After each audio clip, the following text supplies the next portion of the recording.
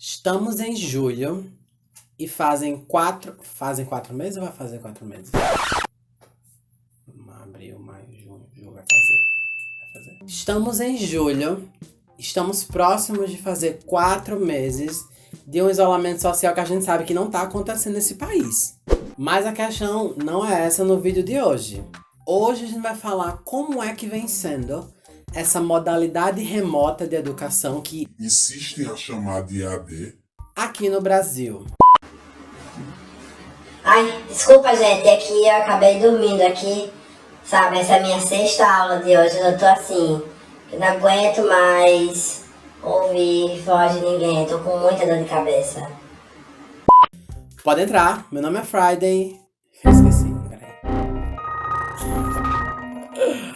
Pode entrar, eu acabei de chegar, meu nome é Friday e esse é o Delta Drag.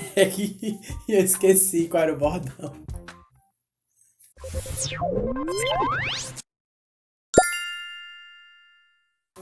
Bem-vindos de volta a mais um Sala dos Professores. Eu estava morrendo de saudade, porque nesses últimos meses eu resolvi me concentrar na produção dos documentários, mas agora eu estou de volta, firme e forte, disposto a reclamar de tudo e de todos. Eu tô tão realizado. E antes de começar, por favor, se inscreve no canal, verifica se você é inscrito, caso não, se inscreve. E claro, estamos próximos de 2.000 inscritos.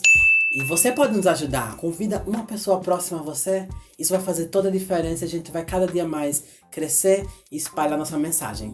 Hoje vamos fazer uma análise de como vem sendo essa modalidade de ensino remoto aqui no país. E para isso eu selecionei várias matérias que vão estar na descrição do vídeo como referência, tá? Para vocês darem uma lida. E antes de começar, a gente precisa deixar uma coisa clara, nítida, brilhante aqui. EAD não é a mesma coisa que ensino remoto. E o porquê eu falo isso? Primeiro, a EAD é uma modalidade de ensino que tem seus princípios e métodos bem claros. Inclusive, é regulamentada lá na LDB de 96. Enquanto o ensino remoto é uma alternativa temporária em momentos como o nosso, que a gente está vendo agora. Então, o que está sendo vendido como EAD em alguns lugares é o que a gente tem que questionar, porque está muito, muito longe de ser EAD. E só para deixar claro o porquê eu tô falando isso, eu vou usar um exemplo aqui. Na EAD, o formato de aula é por meio de videoaula que o estudante assiste a hora que ele quiser. Não existe momento sincronizado de aula, que chamam de síncrona. Que eu odeio essa palavra, inclusive. Não existe isso na EAD. E outra coisa, na EAD, a produção desses materiais audiovisuais acontece por meio de uma equipe própria para isso, da escola, da universidade, enfim.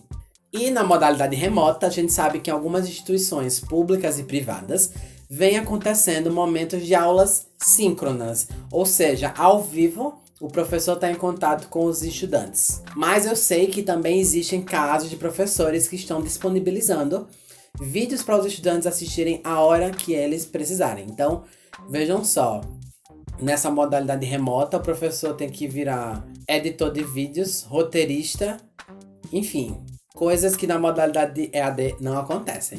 Vamos fazer um breve resgate do que aconteceu nos últimos meses. Lá em março, quando começou esse isolamento social, muitas instituições declararam suspensão de aulas e outras antecipação de férias. Férias bem assim, né? Férias. Em abril, o Conselho Nacional da Educação emitiu uma medida provisória permitindo a oferta de ensino remoto nas instituições de educação básica e superior do Brasil. Naquela época, era dito que essas atividades podiam ser consideradas para contabilizar a carga horária anual obrigatória. E claro, junto com isso, a liberdade que os conselhos estaduais de educação tinham para decidir o que era melhor para suas localidades, né? Até porque a gente sabe que num país tão grande como o nosso, as realidades são bem diferentes. No mesmo mês, o Ministério da Educação permitiu que o ano letivo tivesse menos que 200 dias letivos. Entretanto, que tivesse a carga horária anual esperada cumprida. E terça-feira, dia 7 de julho, os deputados federais aprovaram essa medida provisória que agora segue para votação no Senado. Lá no começo de junho, o MEC homologou parcialmente o parecer do Conselho Nacional da Educação sobre regras para a educação nesse momento de pandemia. Manteve a permissão de que essas atividades remotas fossem utilizadas para contabilizar a carga horária anual, porém, suspendeu a parte que falava sobre avaliações e exames. Até o presente momento, existem 16 estados aqui do Brasil que planejam considerar as atividades remotas como equivalente às aulas presenciais a ser descontada da carga anual obrigatória. E 7 estados declararam que não tem intenção alguma de usar dessas atividades remotas para contabilizar o equivalente às aulas presenciais.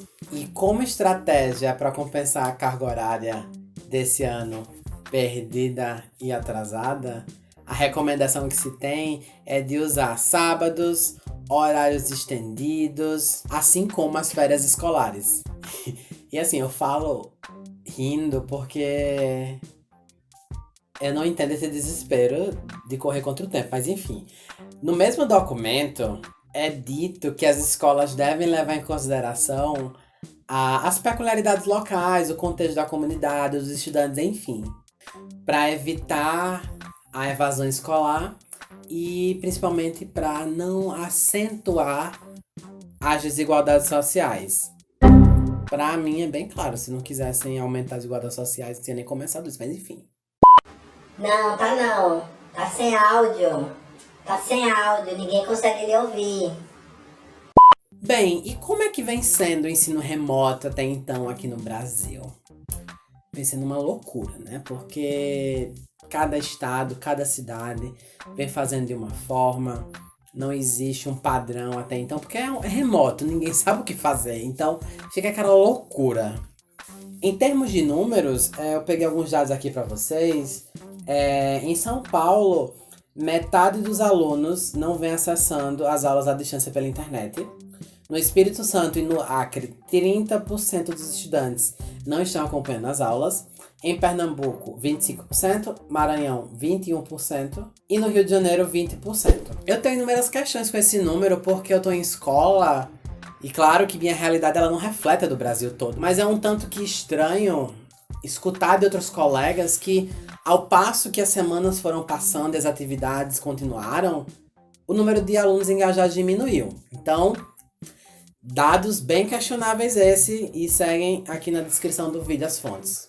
E com relação à satisfação com o ensino remoto, aí que as opiniões são mistas, mas predominantemente o que a gente encontra na fala de estudantes e na fala dos responsáveis é a preocupação de estarem ficando para trás em relação ao Exame Nacional do Ensino Médio, Enem. Alguns pais relatam que é um ensino de faz de conta. Alguns estudantes relatam que as atividades elas não têm ligação direta com o que é exigido pelo Enem. O volume absurdo de atividades também é uma questão colocada por alguns estudantes. Enfim, se vocês fizerem uma pesquisa aí na internet, vocês vão encontrar inúmeros posicionamentos em relação a esse momento que estamos vivendo. Aqui no Brasil, a gente está beirando o número de 70 mil mortes devido à Covid-19. E o que mais eu acho estranho é que tem alguns estados como São Paulo e o Rio Grande do Norte que já tem data prevista para o retorno às aulas. E assim, eu queria entender quais foram os critérios para a escolha de uma data, porque assim, é muito vago o futuro que a gente tem, né? Aqui na Paraíba, por exemplo, hoje, no dia que eu tô gravando esse vídeo, o secretário disse que não tem previsão de quando voltam as aulas, até porque ele quer garantir a segurança dos estudantes. Assim como inúmeros outros estados estão nessa mesma posição. Eu realmente queria entender o que tem na cabeça de Dória e da Fátima, porque não faz sentido. E claro que como encaminhamento já foi dito por muitos secretários de educações municipais e estaduais que o retorno vai ser gradativo e a possibilidade de ensino híbrido ela é inquestionável, o que significa dizer que vão ter aulas presenciais, mas também vai ter uma série de aulas que vão ser à distância, assim como a possibilidade de horários reduzidos, dias alternados, enfim, inúmeras estratégias foram lançadas e estão colocadas aí para vocês conhecerem. Professora, a senhora pode voltar? Não entendi que essa parte que a senhora explicou sobre a questão da entalpia de ligação, a senhora podia falar novamente? Olha, esses meses que eu tô em casa, eu comecei a fazer um questionamento em relação a muitas coisas. E uma delas é a respeito dessas pessoas que fazem educação. Essas pessoas que estão à frente da parte executiva do fazer educação, porque me parece mais um fazer política, no sentido de partido político, de politicagem, dizer assim, olha, nosso mandato tá fazendo isso, isso e isso, do que realmente fazer educação no sentido de política pública. Como eu coloquei lá naquele vídeo de abril, férias em tempos de Covid-19, é um tanto arriscado usar de uma abordagem remota que faz o uso necessário de internet num país onde o acesso ainda não é democrático, tá? E vale frisar aqui, existem alguns estados que estão se esforçando para garantir que isso chegue às famílias, isso é louvável, não posso negar. Mas estar em casa é muito diferente para você que está assistindo. Eu tô em casa de uma forma e você tá de outra. Nem todo mundo estava pronto para isso. E quando eu falo nem todo mundo, eu incluo também os professores, eu incluo os estudantes, gestores. E não sei como é que tem gente que é capaz de ignorar que para aprender a gente precisa de algumas condições mínimas. E uma delas é conforto. Hoje saiu uma notícia dizendo que o Enem, que estava previsto para maio, vai ser em janeiro. Tá uma loucura, ninguém sabe, mas não dá para ser esse ano. Também eu acho que não dá para ser em janeiro. Mas uma coisa que eu venho pensando muito todos os dias é: pra que pressa? Com quem a gente tá competindo? Pra onde a gente tá correndo? Principalmente esse contexto que a gente não sabe quando é que a gente vai ter de volta as condições sanitárias normais que a gente tinha em janeiro, dezembro do ano passado. Eu realmente não entendo. E ao passo que essa pandemia ela aumenta, a gente vê que não baixa. Os números cada dia maiores, e a gente tá bem longe da curva começar a decrescer. E assim, são inúmeras metas, planos que eu fico... Gente, um dia por vez. E de verdade, a gente não tem como prever como é que estão as casas, os lares nesse momento no Brasil, porque isso é algo muito peculiar, isso é algo muito individual. Mas tirando como referência algumas pessoas próximas e alguns estudantes meus, o que eu percebo é que os lares eles estão repletos de preocupação, desde o financeiro até a questão mesmo da saúde. Muita gente trabalhando em casa, com demandas absurdas de trabalho, muita gente sem emprego que não recebeu auxílio emergencial, outras seguem na linha de frente de trabalho ou até mesmo nos serviços essenciais, e isso cria uma instabilidade no ambiente familiar que muita gente está ignorando. E quando eu falo ambiente familiar, eu tô falando da casa, de onde você mora, com as pessoas que você convive. E não podemos ignorar que isso são questões de risco que afetam a instabilidade emocional tanto dos adultos quanto dos jovens e crianças que são nossos estudantes. Eu queria aproveitar um momento também para parabenizar todos os profissionais de educação que estão se esforçando para garantir que os estudantes tenham um mínimo nesse momento, porque eu sei o quanto a maioria dos professores e professoras que eu conheço, eles são movidos pela paixão. Mas eu também queria lembrar a você que a sua vida importa. E existe um limite. E a gente precisa reconhecer o nosso. E a gente também precisa de cuidado. E você, que está tendo aula nesse momento, que é professor, que é responsável por alguém, que é professora, que é estudante, deixa um comentário aí. Como é que vem sendo essa experiência para você? Compartilha conosco, porque sem dúvidas é uma oportunidade interessante a gente compartilhar o que a gente está sentindo nesse momento. Respeitem os limites de vocês, porque nessa onda de produtividade altamente mercantil que você tem que produzir, que você não pode ficar parado, que você tem que ser útil o dia todo, tem que render, a gente pode se deixar levar e esquecer que a gente não é igual a todo mundo, que a gente sente e que a nossa vida também importa, pois a gente acaba beirando o risco de criar uma pandemia dentro de outra pandemia. Só que para essa pandemia, que seria uma pandemia emocional, infelizmente a gente não vai ter vacina tão cedo. Até a nossa próxima aula aqui no Data Drag.